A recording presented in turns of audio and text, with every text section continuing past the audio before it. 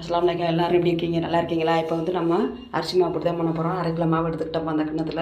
இதுக்கு தேவையான தண்ணி ஊற்றி லைட்டாக ஊற்றி நல்லா பனஞ்சிக்கிறணும்ப்பா. ரொம்ப உடனே எல்லா தண்ணியும் ஊற்றிடக்கூடாது. ஊற்றணும்னா நம்ம கெட்டி கெட்டியாக சேர்ந்துடும். இந்த மாதிரி புது சட்டி தான் நம்ம வாங்கியிருக்கோம். அதில் இப்போ இட்லி இப்போ வந்து புட்டை வைக்கிறோம். 2 தட்டில் போட்டு அவிச்சிக்கிறோம்ப்பா. இதுக்கு ஒரு தேங்காய் எடுத்துக்கிறோம்.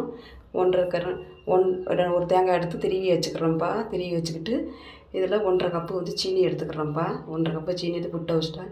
எங்கள் சேனலுக்கு லைக் பண்ணுங்கள், ஷேர் பண்ணுங்கள், சப்ஸ்கிரைப் பண்ணுங்கள், கமெண்ட் பண்ணுங்கள்.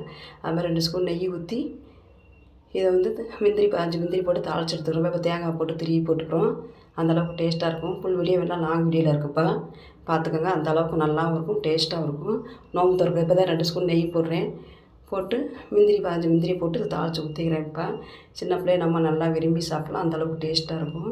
நெய் ஊற்றி பண்ணையில் ஒரு தேங்காய் போடணும் கண்டிப்பாக. அப்போ தான் நல்லாயிருக்கும். அந்தளவுக்கு டேஸ்ட்டாகவும் இருக்கும்.